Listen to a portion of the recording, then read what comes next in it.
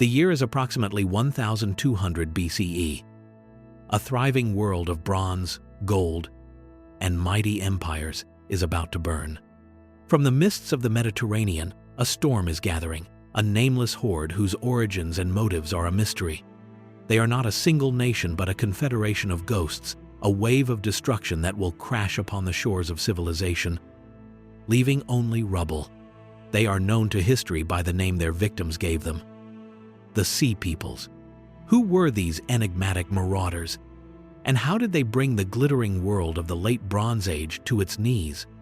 Imagine a world knit together by power and prosperity. In Anatolia, the mighty Hittite Empire governed vast territories from its capital of Hattusa. Across the Aegean, the Mycenaean Greeks resided in fortified citadels like Mycenae and Pylos. Egypt, the eternal kingdom of the Nile, projected an image of unshakable stability. This was a world of international diplomacy and complex trade, a delicate balance of power that had endured for centuries. But this complexity was also its weakness.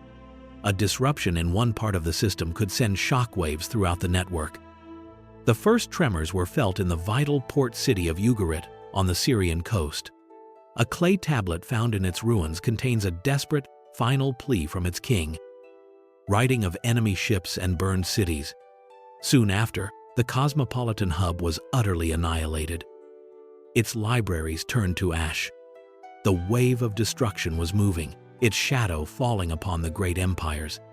The world of the late Bronze Age was about to enter a profound darkness, a collapse so complete that its grandeur would fade into myth.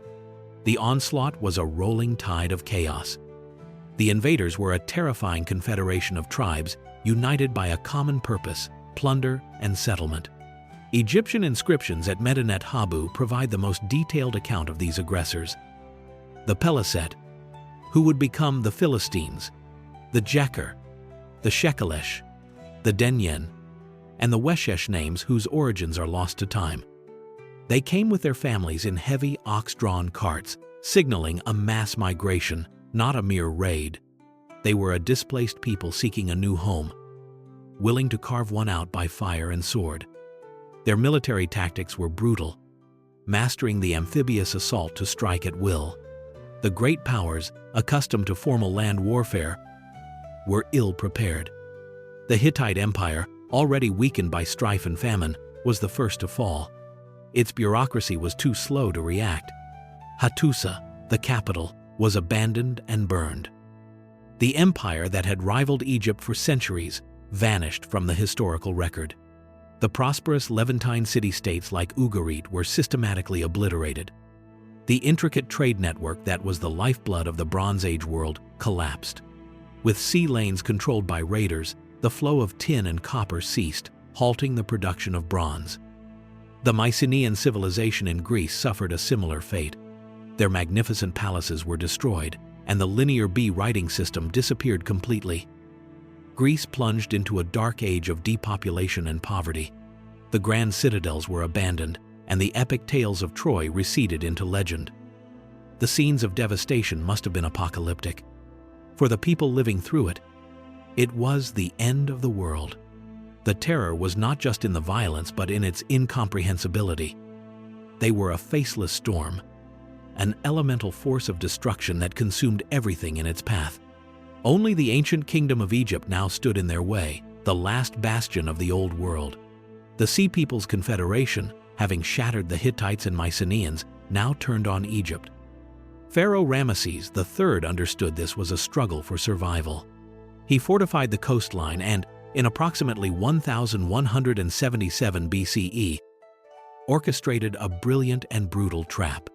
He lured their fleet into the Nile Delta, where Egyptian ships blocked their retreat and archers rained down a relentless storm of arrows. The Egyptian reliefs at Medinet Habu depict the gory scene of ships capsizing and warriors being slaughtered. It was a decisive victory.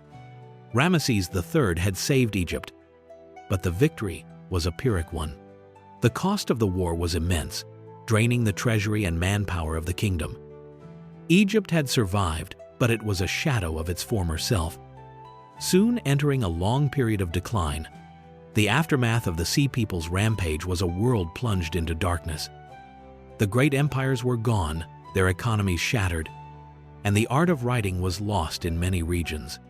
Yet, from these ashes, a new world would be born. The collapse of the Bronze Age monarchies created a power vacuum, allowing new societies to emerge. The disruption of trade spurred the development of iron. The Iron Age was dawning, forged in the crucible of the Bronze Age collapse. Having been defeated by the Egyptians, the Sea People's confederation fractured. The Peleset settled along the Levantine coast, becoming the Philistines of the Hebrew Bible. The fate of the other tribes is less clear. They were likely absorbed into local populations. The mystery of their origins remains unsolved. Were they displaced Greeks, Anatolians, or peoples from the Western Mediterranean? We may never know for certain. They remain a testament to the fragility of civilization, a dark mirror reflecting the possibility that order can be swept away by forces we do not understand. They were the storm that ended a world, a violent catalyst whose legacy is not in what they built, but in what they destroyed.